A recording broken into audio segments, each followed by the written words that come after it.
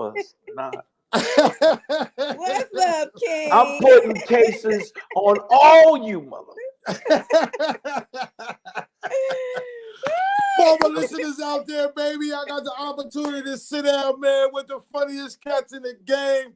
Yo, my man, you know what I'm saying? Special guest comedian. Yeah. Writer, he does all kinds of other shit. Know. Yo, my man. Yeah, let's go. Who wants some? Who wants some? Come get some. Come get some. What you want? Don't let the light skin fool you. I'm blessed with hands. You understand me? Let's go.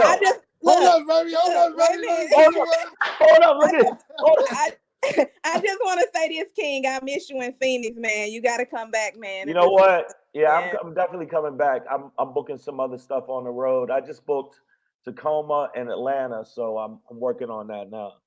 Okay. Yeah. Okay.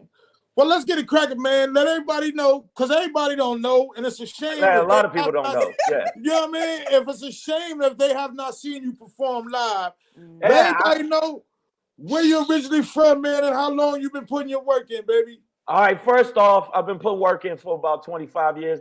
That's number one. Number two, if you haven't seen me, you're slow. You're a slow bus kid. Because if you haven't come see me live, man, what's wrong with you? You probably poop on yourself and just sit in it. So from Brooklyn, New York, you know what I'm saying, all day, every day. It is what it is. And Comedian Shang. And if y'all need to do me a favor, anybody that watches this live feed, I need y'all to follow me on the gram at Comedian Shang and check out the website, iamshang.com. IAMSHANG.com. You know what it is. That's what it is. You heard it first right here with Media May, goddammit. No Yeah. Shane, what was the inspiration, man? What made you at some point want to be a comedian? I mean, you tell the story. Usually starts off being a class clown and all that, but I've heard that 1,000 times. Nah. You tell me, man, what really was the inspiration, man? I was like, remember Lawrence Fishburne, where he was the militant and where he's like, how come there ain't no brothers up on the wall? And do the right thing. I was that dude. Do the right thing, baby. Remember, do the right thing. Yeah, I was him, but people thought I was serious, but they would laugh. Because I would say some wild stuff about cracker ass crackers. So they said, man, you go on stage, you be funny, you do that. And some dude bet me $50 I wouldn't do it, and then I did it. And then the owner was like, you're a little harsh, but you should come back next week. Jesus Christ. Can't believe you said it right to their face. That's straightforward. You are an aggressive Negro. I'm scared of you. That's why I'm laughing. Because I used to roll in with like 5 hard knock ass niggas that was ready to roll, and so they didn't know what to think of me. But then I realized the game and how you're supposed to do it, and it's like, please don't scare the big white men. And so that's why after that they was like, yo, let's see what he could do. And then some other older comics took me under their wing, and I worked with Paul Mooney and Dick Gregory and so Paul Mooney's like, let the angry yellow nigga say what he wants to say. I am surprised. I'm an angry nigga, and that's one angry nigga. I know that. I can tell you that. And so I used to do shows with him, and Dick Gregory cussed me out every other show. And love Dick Gregory. He would cuss me out though. I'll be like, do you like me even? It's like, shut up. It was like the scene Fences. Remember Fences where I ain't got to like you. You eating, ain't you?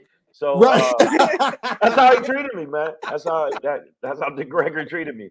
He treated me like, you on the show, ain't you? Shut your mouth. Right. I'm like, all right, man. Damn, man. Like, and the young part of me was like, man, I should piece you up, you old cranky motherfucker.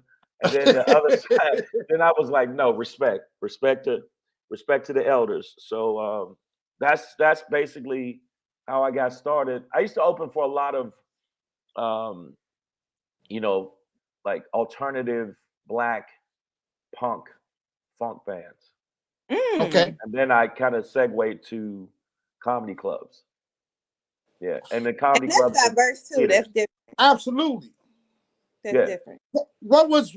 Did you start out in New York? Was it start in Brooklyn, or did it? Pittsburgh and Brooklyn, because I went to art school there, and then but it was primarily New York. I was my legs, where I got my my comedy legs is all New York, and then I moved from New York to LA. Okay. Yeah. Had to be pretty tough. That's where I'm at now. Yeah. Right. Had to be pretty tough coming up in Brooklyn, because back home, hey man, listen, we're gonna tell you the truth.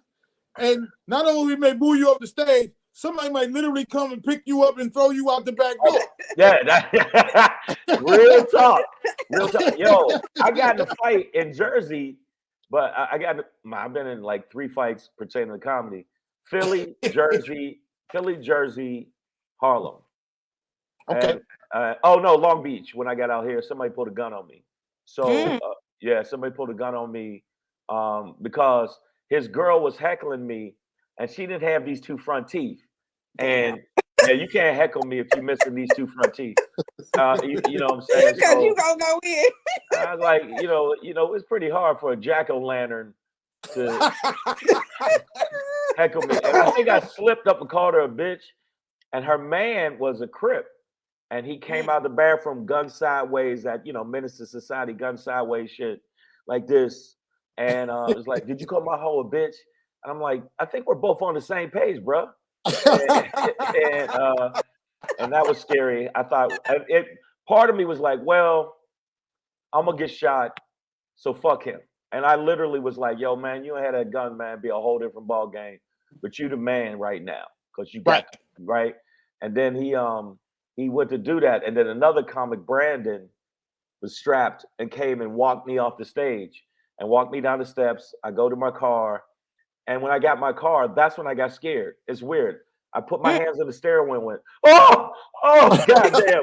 I almost got shot. I got a kid. What am I thinking? Like, it didn't hit me until I got in the car, and my heart was beating out my chest from the time I got in the car to drive all the way home. Because I thought, but for some reason, when he pulled the gun, I just was like, ain't nothing I can do, so might as well call him a bitch. He's an idiot anyway. These gangbanging idiots that were fighting over, pieces of land that they didn't own, and over colors that really weren't, theirs. And so I thought they were all idiots. I thought gangbangers were idiots. I thought and in New York, the Latin Kings, they used to think, yo, what are you fighting for? What are you fighting for? Are you fighting for real shit or fake shit? And it was always fake shit to me. So that's why I thought, well, I'm going to get shot. And it'd be weird because I was actually prepping my set for Def Jam. So I was lucky. And then I flew back and did Def Jam in New York. Wow. I did Def Jam in New York. And I like how real you are, because you use a lot of that real life stuff into your sets as well too. So I should do the thing about almost getting shot, but I can't figure out what was, because it was intense. And then in Jersey, somebody was like, I don't like light-skinned niggas. And then I was like, yo, man. And you know what? I don't like slave. Light skin is in. No, I didn't say that. I said I don't like slave mentality ass niggas. Right. Yeah, I never seen you act as hard with somebody white. Shut up, sit down. And really, I'm the wrong nigga. I don't know who you think I am, man. And then I came off stage and we had to, it is what it is. By the way, I'm 7-0. I don't want to let all you people out there to watch, think, Kyle, you can run up on comics. I'm 7-0 when that happened. I ain't lost one. I got my lip busted, now eye cut, but I ain't lose. So how about that? So yeah, but I'm too old for that now. But I'm saying when I was younger, I was about that life. And now I'm like, I just want nice linen. And when you get to a certain point in your age, you go, I just want to eat some fucking cookies. I just want some cookies. I just want to watch Netflix. I want to watch some cartoons like now. But when I was younger, I was stupid because I thought about it. Because I don't know if you can, because I'm so high up, because the light. There's a mark across my nose here, like this, and I have little. If you saw my face up close, I got so many little nicks and cuts and stuff. And then I looked at myself the other day and thought, half of those were from stupidity. I could have left. I could have walked away. And I felt like I was trying to prove a point. And I also, my comedy, I was like, when I come off stage, I ain't no jokester. I ain't the same nigga on stage. The dude on stage is different than the dude that you're talking to. So, but comedy, then I figured it out business wise. You can't be rah rah all the time. You know who? Uh, uh, what was his name?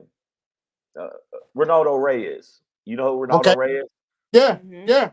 Ronaldo, I was about to get in another fight at the Comedy Act Theater out here because the dude was about to. This dude named AJ Johnson, comic named AJ Johnson, start talking smack to me. And my attitude is, if I don't know you, you can't start just talking to me like that. So I was like, yo, I'm gonna piece him up. I'm gonna piece him up. And and that's when I learned my lesson. Never got in trouble again. He came over to me and said, you know what, man? I'm arguing with this nigga for about an hour. And then I realized who the asshole was. And I walked away. Now I didn't get it at first. Right. And I thought about it like, wait a minute. I'm the asshole for letting them get into me. And I never let shit get to me again. Like, if he wouldn't have said that to me, I probably would have got in trouble. Right. And I didn't even really know Ronaldo Ray. But that was cool. And then after that, I was like, I soaked up everything these OGs would tell me. I would listen. You know what I'm saying? John Witherspoon used to tell me, if you made $100, you really only made 65. You take that other money, you put it in the bank because this comedy thing is up and down. So I did that for a long time. I stacked chips because I was scared that this shit could go, you know. No, those is absolutely valuable lessons because as a comedian in your earlier days, you don't know when your next show is up. You don't know when somebody else is gonna kind of like your liking or your kind of. You know what I'm saying? So and you have to have something. You gotta have something to fall back on. You know what I'm saying? And real shit. I'm curious. I'm curious to one of the earliest shows that you did in your career where you bombed. I can tell you. Cause usually that break a motherfucker and motherfucker don't want to do it no more. You know what I mean? That'd be it. Like, man, fuck this comedy stuff, man.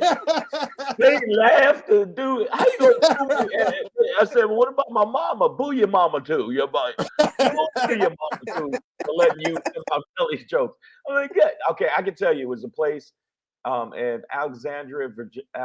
No, it wasn't Alexandria, Virginia. Is Laurel, Maryland. I was killing on stage first 10 minutes. And then I did a joke about Marion Barry, not realizing they liked Marion Barry. Right. So they start booing me.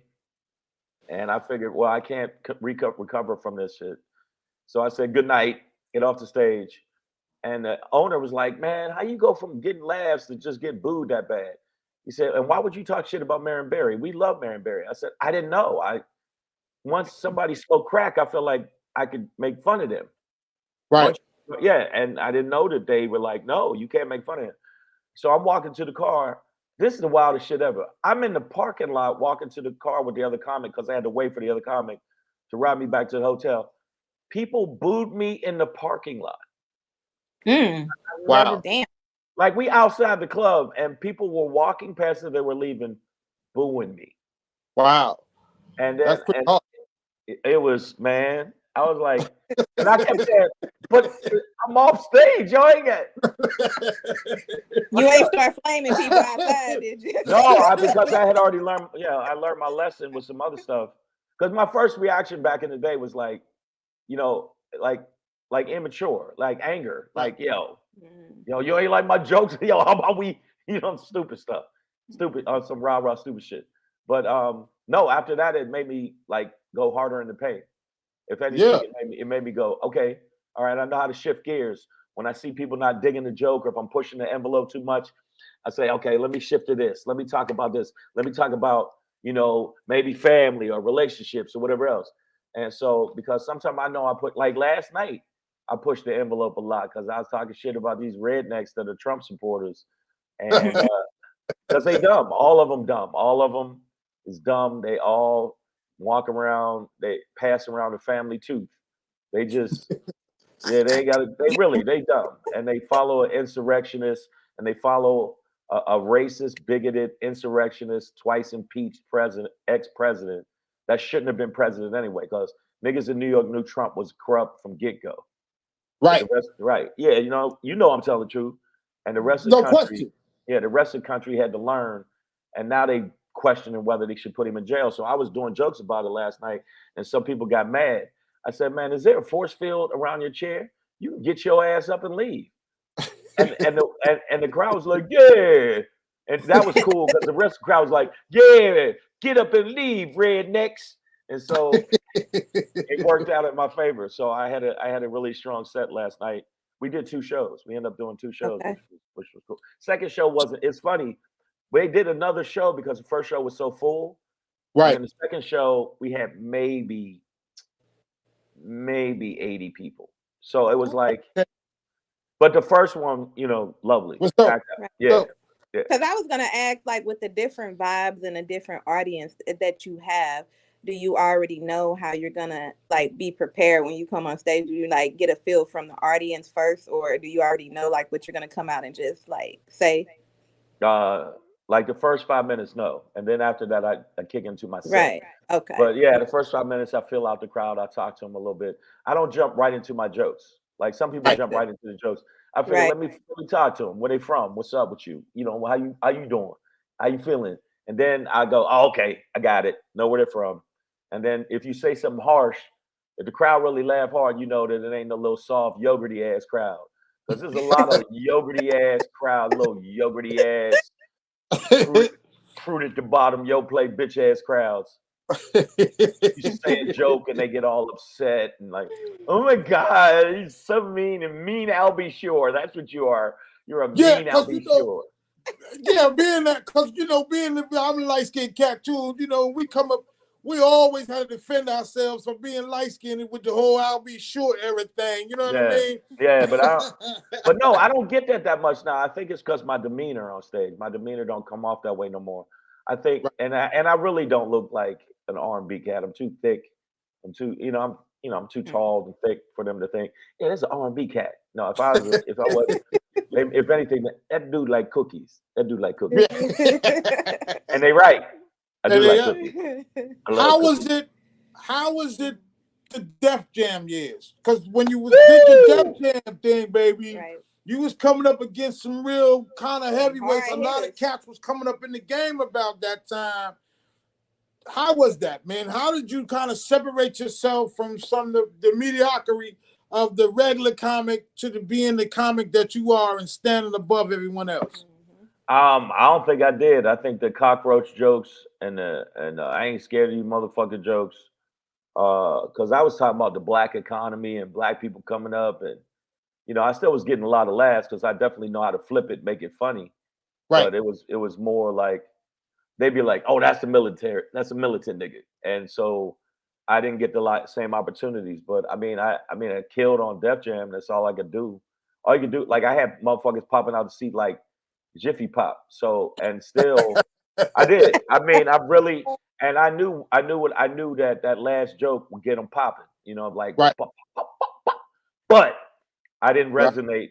For some reason, I didn't resonate like these other cats, like the Chris, they before me though, the Chris Tuckers, the Bernie Macs, who are, top notch cats. But even though I had just as strong a set as anybody else, something about me didn't resonate. And I know what it was. I had too much pushback. I know that in meetings, I was like, nah, man, I want my percentages. And they didn't like people who complained. And I complained. I was like, yo, you're not going to treat me like there ain't going to be no Little Richard situation where I make a bunch of hits for you and I'm broke. Right. So, and sometimes, one of my ex-managers was like, don't press the issue, just take the money. And I'm like, why would I take, $10 when I know that I just made them $1,000? Right.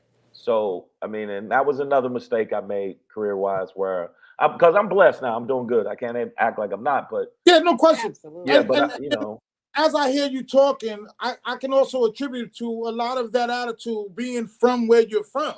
You know what I'm saying? Like you kind of came up a certain way, and it's just some shit you're just not going to accept. You know what I mean? At least when you don't know. Yeah, right. That's a very good point. I think that now I get it. I know some people you got to talk in warm, fuzzy jazz tones because they feelings is little yogurty ass Drake niggas. Not that Drake is soft, but some of the songs are a little soft. You got to understand, I came from the DMX era. I came Yes. from the Right. Oh, I came from the grimy era. You know what I'm saying? The underground type grimy dude. So, but I just felt like pay me. Like I'll give you an example. I was in a meeting with 20th Century Fox, and I was suited up, and I never wear suits. I hate suits, but I was suited up, and I was a clean cut. You know what I'm saying? Let me represent, get this money. And the dude, I don't know if it's race or whatever. He said, "Well, look at you. You wouldn't know anything about that part of the contract." Not realizing I stayed up till 3 a.m. reading the contract over and over again so I would know it cold. So when he said that, something triggered me. And I was like, you mean paragraph 7, article 5, you use my likeness in any way, shape, or form.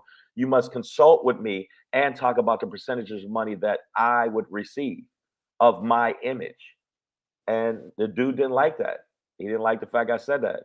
So I said, yo, I tell you what, we're gonna take your offer and we're gonna fax it right down, because at the time faxes. And he said, we're gonna fax it right down to Paramount, see what they got to say about it.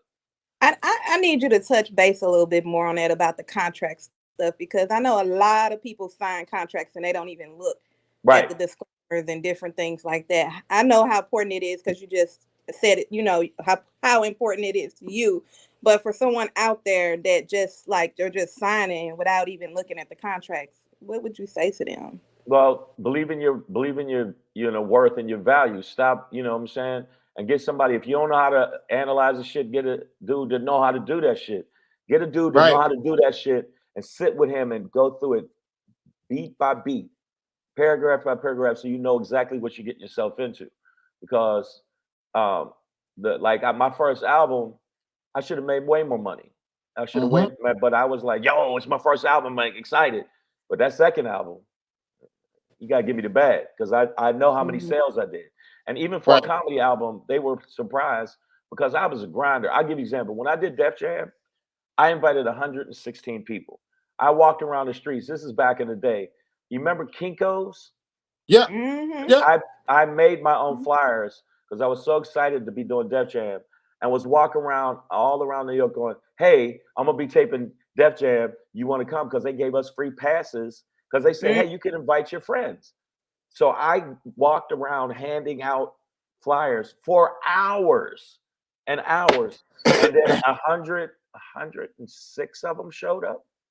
So when I walked out on stage, I got a big applause. And people were like, why does he have getting a big applause? But they didn't realize I had already met them in the street, handing them flyers and joking with them and saying, you got to come see me. This is my first time. You know, I was excited. So I'm a hustler. I'm like, yo, I'm going to make sure that they, like, even now, last night after the show, I waited for people as they were walking out, shook their hand, make sure they follow me on social media, make sure they do that, because people appreciate that. So the next time they see me, they'll be like, yo, that nigga cool. I met him. Yeah. He ain't on that like, yo, don't touch me, motherfucker. Like, fuck out of here. Yeah, None of that. you're not that prima donna. You know what I mean? You don't got that prima donna attitude. You know what I mean? Because like I said, I've had the opportunity to be around you and actually see different stuff. So I can already tell everybody, yo, sometimes it ain't what you think it is. You know what I'm saying? Sometimes some people are a whole lot cooler and liver than what you really believe who they are. You know what I mean? So now, some people ain't. I'm gonna keep it real. I mean, I'm gonna say this, and this sounds crazy. I saved Steve Harvey's life, dude, because I was with two muggers. I'm talking about these two dudes is muggers. They is not. They like that. They like washing blood off their clothes. Like, they really crazy. I had to distance myself from them after a while, because I'm like, they're too crazy. I'm like, I just want to eat a fruit cup in peace, bro. You know what I'm saying? I would never admit that when I was younger, but I'm like, now, like, I just want to eat a fruit cup, dude. And Steve Harvey, some dude walked up to Steve Harvey with his wife. I'm waiting to go on. And Steve Harvey turned his back on the dude. The dude said, hey, man, me and my wife love you. Can we get a picture? Instead of saying, no, can't take a picture now, he turned his back on him, but never walked away. So dude walks around to his face again and goes, hey, man, no disrespect. I know you're busy. We are big fans. Can we get a photo? We love your work. He does it again. turns his back on dude. That's when dude goes, yo, you ain't gonna disrespect me and my wife, right? And then two big security guards that look like Thanos walk over and push dude out the building. I'm standing there like, oh, that was fucked up. But my boys is like, yo, we gonna wait for him to come outside. We gonna curb his mouth. Now I don't know if y'all know what curbing a person's mouth is. Make a person bite the curb and stomp their head. And they was really gonna do it because they was like, yo, fuck him. That was disrespectful. And even though he didn't do it to me or them, it made them not like him and want to hurt him. I had to tell him, first off, let me tape the show and let me leave. And if do what y'all want to do, because y'all grown men. But I don't think that's gonna work for you. Y'all gonna end up in prison for the rest of your life. I talked them down because I'm telling you, they was gonna do it. They flat out was gonna do it. So that's why I know that sounds like a crazy story. Like you say, well, people don't really realize sometimes of the peril that they put themselves in sometimes. And there's people like me and you around that kind of recognize different shit and be able to like kind of squash it before it gets to another level. Yeah. You know what I mean? Yeah. And then the crazy thing, Shang B, they'll see us at a later date and say something crazy to us or do something that is not cool, you know what I mean? And they don't even know that we done saved them a time or two, you know what I mean? So close. It was so close. And never said anything about it. Never, because I was like, I don't know him. I didn't know him. Right. I don't know him. So I wouldn't know him to walk up and, man, you lucky. I just let me just do this shit. Let me step in line. I was a little, I learned how to not be so rah-rah. I learned how to be let me tone down the rhetoric. And so that's another reason I said I'm trying to be in a better space. I don't want to be in no confined area where a bunch of niggas in weights for a long duration. So I just said, I ain't doing it. But my boy, like, luckily they still out. They out. I think the one Ben got, he's cool now at Odd Job because we called him Odd Job because the dude was he was doing odd job on people. Like, you know what I'm saying? Fuck you going. like he really was. The nigga would do shit like he would come up on to you, pour lighter fluid on you, and throw M80s at you. Remember the M80? He would throw M80s at you. Like, yeah, he was that type of like what. And then later on, as I got older, I started thinking something's wrong with him. He's a psychopath, and that's why I kept him. We still cool, but I go, hey man, hey, you too gotta old put for some that. distance.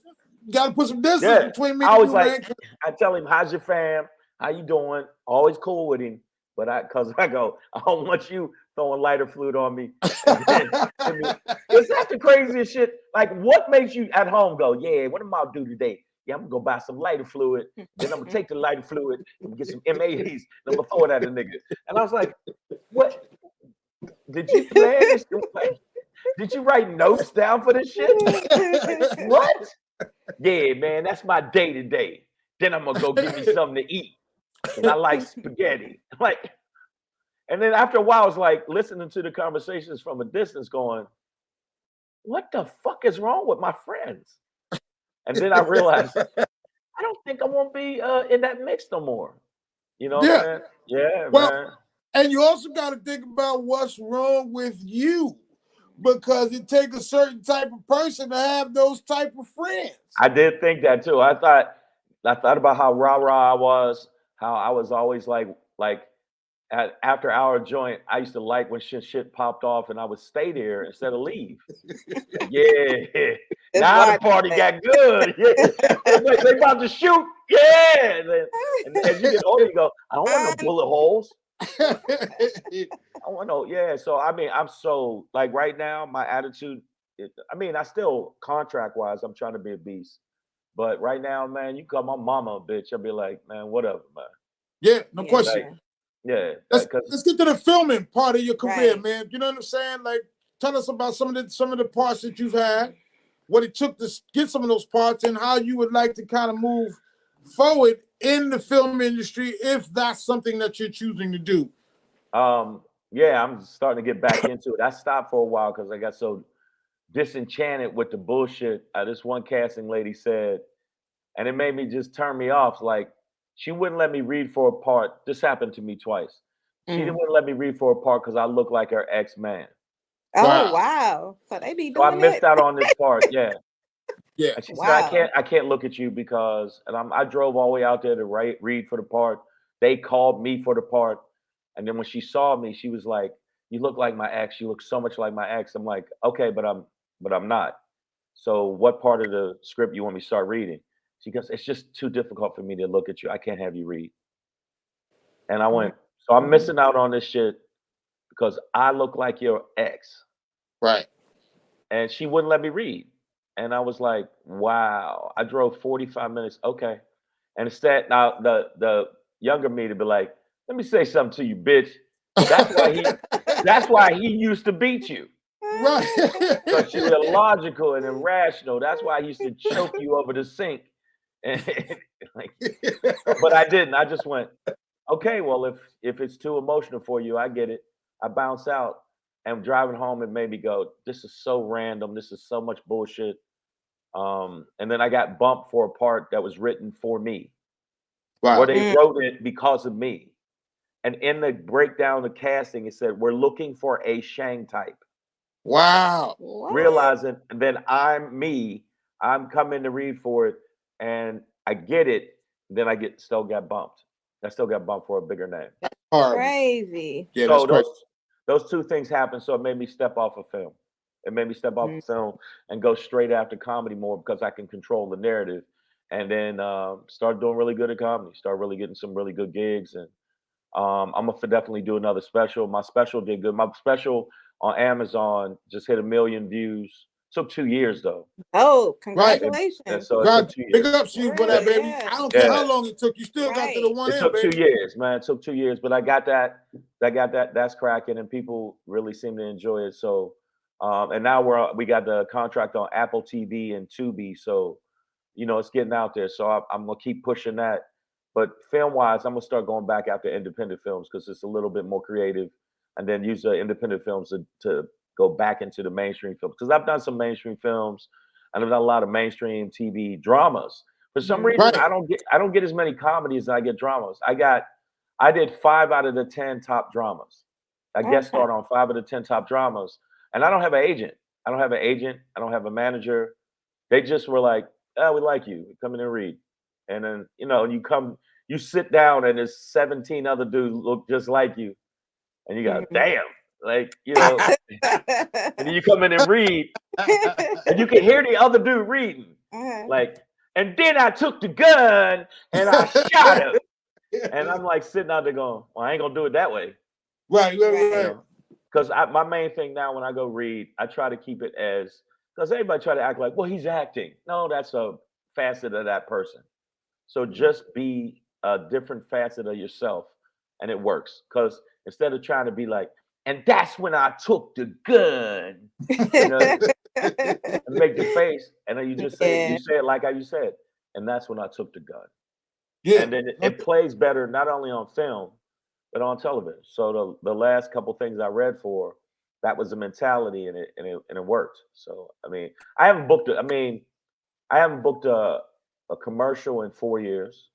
Oh, all right. But I booked voiceovers. I booked a lot of voiceovers, but I haven't booked a commercial. I had like 2 commercials back to back. Then I ain't booked nothing. And then acting wise, I haven't booked anything for a while. But comedy wise, I booked a pretty good amount of stuff. Okay. Okay. That's what's up, man. What's the So ultimate what goal? next? At the Right. end of the What's day, next? you know what I'm saying? What's the ultimate goal? Film? Is it comedian? Is the show your own super special on Netflix? I mean, you Yeah, tell us. Netflix. I want it Okay. like if you look at right now, a lot of people were split down in the middle on Chris Rock special. But when you see how much impact a special can make, like Earthquake special changed his life. Yeah. I think that Chappelle's first special called "Killing Me Softly" changed his life. And I know these dudes, so I know how I can see how it did change their life. So I want to do a special which will give me more leverage when I do go after film. And so my last special luckily did well. And I'm gonna tell you right now, when I say that I was broke after that, because I invested money. Mm-hmm. Um, and I thought if this don't work, all that money gone. You know what I'm Yeah. saying? And so luckily it worked out. You know, luckily, because I mean, and my ex left me. The girl I was with left me because she's like, "You're spending all this time on that and all the money. We could be going on vacations, and you taking this money and making a goddamn comedy special." And I was like, "Yeah." She bounced. So it was a lot of shit going on. Yeah. But now I look back, and her mama called me and said, "I saw your special. You did really good." I said, "Yeah. Won't you tell your little bitch ass daughter that shit?" Yeah. In fact, I'm gonna text you over a photo of the check I just got. Okay, that's being petty, but Yeah. no, I'm being a little petty. But hey, I've been to see you do shows where you said I'm petty and I can be petty, motherfucker. I don't got a problem with being petty at times. Nothing wrong with that, but yeah, she bounced. She with some boxer dude now. So and people are like, you care? No, once she leave, it's like whatever. She could get 1,000 dicks to the face, and I wouldn't care. I don't know where you get a parade of 1,000 dicks, but she could take 1,500 dicks to the grill, and I still people are like, "Does that hurt your feelings?" I'm like, my face ain't getting pelted with penises, so I ain't tripping on it.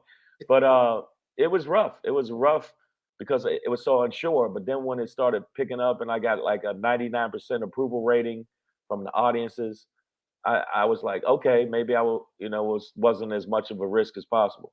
But at first, I really was like doing it myself. I was really like, yo, man, that shit gonna go right. I'm gonna have to start robbing people to get my, pay rent.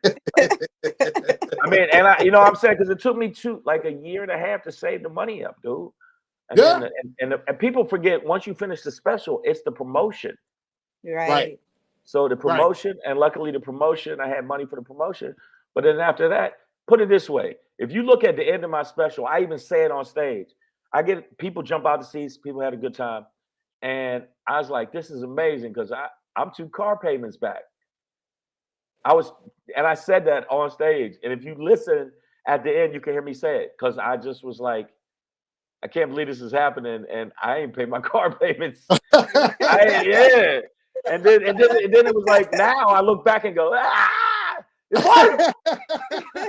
All the people said, and you want to drive around to people's house and go, I remember what you said, it wasn't gonna work. And you just want to drive. I don't know, look just past their house. Just get back in your car. But nah, man, it's just like the future for me now is stand-up special. Hopefully with Netflix. I will definitely do another one with Amazon, but I want to go with Netflix. I think that's the big dog. I don't know what y'all think, but I think it's the big dog, even though Amazon is a bigger audience. It'd be great. Amazon's a bigger platform than Netflix because they have the other platform of buying shit. Right. So more people visit Amazon because they come there to buy shit. Right. And then they watch stuff. But the notoriety. Exactly. And they ain't gonna pay me a lot of money. The notoriety is Netflix. The notoriety will. I put it this way: if I get on Netflix, and I'm gonna say this right now to anybody listening to this shit, if I get on Netflix, by the end of the year, I'll be a millionaire. Hey man, that's real talk, baby. Hey, and I'm feeling it 100% because I've seen you several times. You know what I'm saying? And look, I don't think there is a better comedian out there, man, that engages with the crowd the way that you do. You know what I'm saying? Appreciate it, man. Naturally funny. You know, you naturally funny. When you go out to see Shang, everybody, you enjoy your night. It's not just, a lot of times we go out, we hear a comedian, we be like, yo, he corny as fuck. Guarantee you do not have those thoughts in your head when you watch Shane perform, man. You know what I'm saying? I appreciate that, man. And you know how long I've been doing it too. So he knows. A lot of people don't know. And so for me to be even like, you know what's wild now? Other comics, like hitters, giving me like, yo, you the truth. Like, and I don't know how to take it. Like, really? Oh, yeah. Really? I still have that in my head. Like, really? Right. Or like a whole bunch of younger comics or established comics say, man, you a legend in this game, man. You doing it the way you want to do it. Because a lot of people don't realize my entire adult life, I ain't had a day job. I've just done comedy. Now I grinded. I was used to do security back in the day. I'm older than y'all, so there's a place called the Silver Shadow back in the day, and the zoo. It was called the zoo. So I used to do me and a dude named Beast, and we used to do security. And they picked me because a lot of people wouldn't see me coming. Like when you have a giant dude with a beard and a turban, you can see him coming. So they used to hire me because they said, "Well, some shit pop off, they ain't gonna see you coming." And I Right. know that's a crazy way to think. And I used to get $300 a night. So I was like, "Yo, Mm. this is so if I work 3 nights, I get a little bit more money. I got rent." So, Right. but then it started getting more dangerous, and then it got way more dangerous. And this dude named it's weird that I say Silver Shadow, but the dude's name Shadow. We used to do security for. We walked into he had a penthouse, Manhattan penthouse. He was balling out of control. I knew what he did, but I was like, I don't care. He's giving me $300 cash. I don't give a Right. fuck, right? We take him to his thing like Christmas Eve. We make sure he gets in it. He had an elevator that went to his place. That's Wow. ball and crazy shit, right? Right. Right. And apparently the next day, my boy called me and they had painted the building with him. Like Mm. Wow. they shotgun this nigga. And I thought, what if we'd have went upstairs? And it scared the shit out of me. And I said, I'm focusing totally on comedy. Right. And I never stopped because I just thought, you can't throw hands when somebody got a shotgun. And they don't, yeah. They killed this dude, and literally they said they found him everywhere. Mm. Wow. And that freaked me out a little bit. I was like, what you Right. mean everywhere? Like, no, like Everywhere. they found him in the kitchen, in the living room, and like, what? I just walked that nigga to the elevator. And I was like, oh shit, man, Yeah. I'm gonna write these jokes and I'm gonna do Yeah. comedy. I ain't doing this shit no more. Because we had some situations, and you know what the worst? I don't want you to take this the wrong way, Sonny, but you might. You know who was the worst when you're doing security and you're doing like at clubs? Women. Mm. They won't shut up. They want to fight you. Like men, you could talk to them a little bit like, yo, man, it's 6 of us and one of you. This ain't gonna Right. work out. So man, just have a drink, man. Go get some pussy, do something, man. But let's not start this shit. I And you want to could say talk to something them. about that too, because I grew up around a lot of men. So I grew up around my brothers and different things like that. So I know what you're talking about Right. with And the the women women, we try that to tell them, crazy. yeah, will y'all stop fighting? Will y'all just stop? Then they want to fight you. I remember Right. one Mm-hmm. girl I had to get her, you know what a full Nelson is? I had to Yeah. get her in a full Nelson like this because she started bombing on me. And I was like, ow, that hurts. Women think their knuckles don't hurt. She punched me in the face, and we weren't allowed to punch them back. You ain't allowed to punch her back because you get in trouble because the club was like, whatever you do, don't punch him in the face. And then it took everything in me. So I spun her around and got her in a full Nelson. I started cranking that shit. I was like, yeah, let me crank this bitch's neck, let her show the difference. And I cranked her neck, and then you got to take them outside. They're not allowed to come back in. And I cranked her and took her outside and put her on the curb. And she's like, I can't believe you did that to a woman. Really, motherfucker? You just punched me in my face 4 times, and I'm light skinned. So after you get punched in the face, I came back in. It was all these red marks on my face, and so it was a combination of all of that, and it made me go, I'm gonna dedicate myself to stand up. I don't want to be around these kind of elements no more. And I think it was a Mm-hmm. cumulative shit of all the bad shit I saw, stepping on the Yeah. nigga. And then when I got to LA, really just like, let me try not to, other than the gun shit down in Long Beach at the Birdland West, that was creepy and sad because I thought I could have died. And I just had a kid. I had just had a Right. kid too. And I was like, I, if I wouldn't have, if Brandon, the other dude, Brandon wasn't there and didn't walk me upstate, that dude could have shot me. Yeah. So, and I'm like, why is comedy so dangerous for me? you know, why is this shit? But it was like, that West Coast, East Coast shit.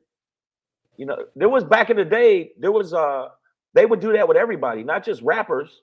Right. If you was from another city, hey, first off, we West Coast. And I'd be like, I just am trying to get a sandwich, man. I really don't give a fuck about all that.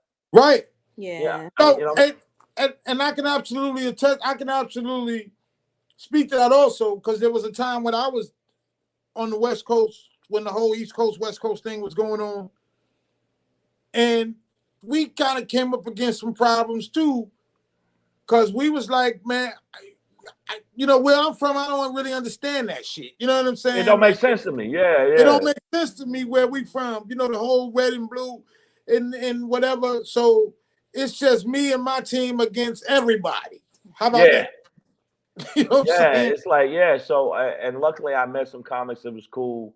I know DL Hughley is mad chill. I don't know if y'all like ever check him, but he mad chill. Always, Yeah, always. like there was a couple cats I ended up, meeting that was established, and they was always real cool with me. And they like, yo, this dude's about that comedy life, and they could see I changed because some people met me on the East Coast, then they saw me being a lot more calm, not trying to, be in the middle of shit. And I think that now, and then I started being a little bit more conscious Yeah, with our people, and Yeah. I think that helped me too, being around some brothers that were trying to build us up and not tear us down. So that helped me, and because I knew I was a little racist, and I still am a little racist from the standpoint of I want us to win, yeah, because white people have been winning long enough. They've been winning, like they win when they should win. You know what I'm saying? absolutely. So when I see a black boxer and a white boxer, and the black boxer's beating his ass, I get a little, my nipple get hard. I get a little like, yeah, yeah, that's for Emmett Till, bitch. Like I get like some in me be like, yeah, that's for Yeah, Tamir Rice, motherfucker. Look at your eyeball hanging out. You no, deserve that's that right. shit. So I mean, yeah, but I mean, I can't believe I said that on here. Somebody gonna see this and go, Shane's still kind of crazy. I think he's. Did and he to just say that?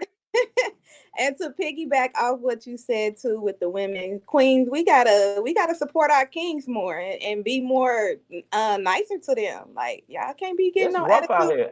kings for Yeah, real. I've been single for a while, and as I just said, I mean, I was in a long relationship. I was with this woman for 7 years, and then she decided to dip out because she thought whatever she thought, and it wasn't like I cheated on her, beat her. She just got tired of the lifestyle of me being busy and gone, and I get in at 2 in the morning. You know what I mean? Get in 2 in the morning because that's when the shows were over, and some people can deal with that, and some people right. can't. Yeah. So after a while, she's like, I'd rather have a dude to drive the bus because and even though It I ain't said, built but right. And it's not built for everyone. Right. that's the great way to put it because Yeah, I didn't know how to put it to her because I was more I started feeling a little bit spiteful because I was like, yo, you don't have no receipts. You know why? Because you don't pay no bills. yeah, You don't pay no bills, but you don't want me to go tell these jokes. yeah. Fuck out of It's just here. not built So for everybody. yeah, Just so you know. yeah, but I think women do like I've been single. I mean, I just started like getting back into the mix a little bit. And when you tell somebody you're a comic, they don't know how to take it. Like, are you gonna joke all the time? No. No. It's about having that acceptance, and that balance. I mean, Not, Right, and not Sonny.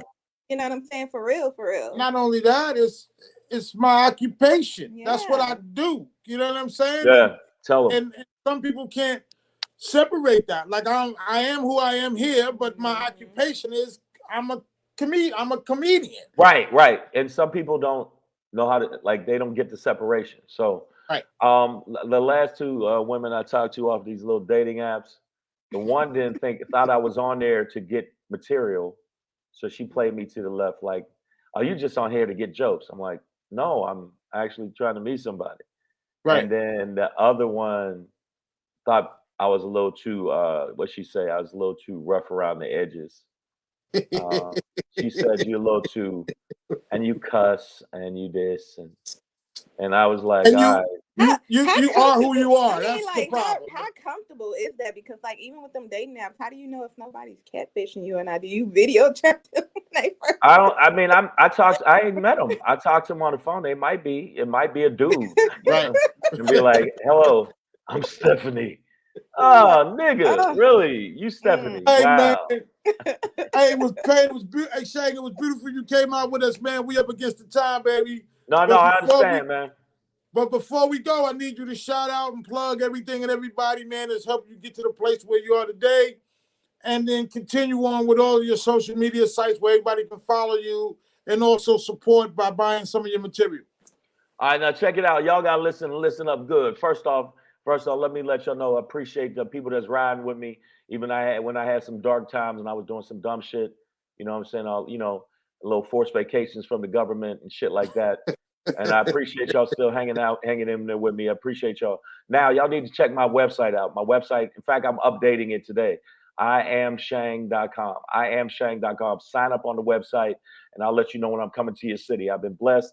Things are going good. About to do Vegas. I got seven shows in Vegas, which is a blessing. I mean, Yeah. and the bag is nice. So make sure y'all follow me on Instagram at Comedian Shang, Twitter at Comedian Shang. They just let me back on Twitter, so I just got back on it. Plus, they said I was promoting violence, which I was. So, because I just said the January 6th people should need their ass beat. Yeah. You're going to run up on the Capitol and not get hands. Some shit just need to be said. Yeah, and then they said, well, that's promoting violence, because I did say one of them need their whole asshole beat out. And then I didn't realize that was promoting violence, and then it was. So I'm on Twitter again, at Comedian Shang, TikTok, at Comedian Shang. I got to do all this social media shit, even though I'm old school, I still got to do the new school shit. So follow me on that. Please follow me. And I promise you, I'm going to keep writing, keep working on material. I got some new shit. When y'all hear some of my new shit I've been doing the past like 3 months, I've been working on, y'all going to trust and believe. And now it's a little edgy, but it's funny. So I let y'all know. So make sure y'all do that. Make sure you check out the special. It's Shang is Shangri live in New York City. Check it out. Get these views even higher than they are now. And blessings to all the people that watched to get me to 1 million views. It took a while, but I appreciate y'all. And that's Shang with a G, not with an E. All right. Yeah, with a G. Yeah. Yeah, real talk, right there, Sonny. That's what I'm talking about. That's what the fuck I'm y'all talking. already know. Get his name right now. Yeah. You know what I'm saying? People be thinking I'm Shane and Shank and call me all kind of shit. Shank? The fuck call me? Right. Nigga, did you call me Shank? Yeah. Hey man, let me just say this, man, before you go. May you be blessed in all the things that you do, in all the days you do it, and may you prosper in each and everything that you do, every day that you do it, my brother. You heard? Yo, let me tell you something, man. I have gratitude, have blessings, because a lot of times, I didn't realize how much gratitude. I hope that I'm putting all positivity and positive energy to both of y'all. I still say both. I can't stop. We appreciate you. Thank you. BOFF, both of y'all. Both. And I hope that everything was good with you and your fam. You and your fam is good. I know. I just caught myself. We gotta get you back to AV. Yeah. We gonna get it, man. Hey, man. See you later, man. And bless, baby. All right, man. Yo, everybody, be safe, y'all. Peace. All right. Peace and love.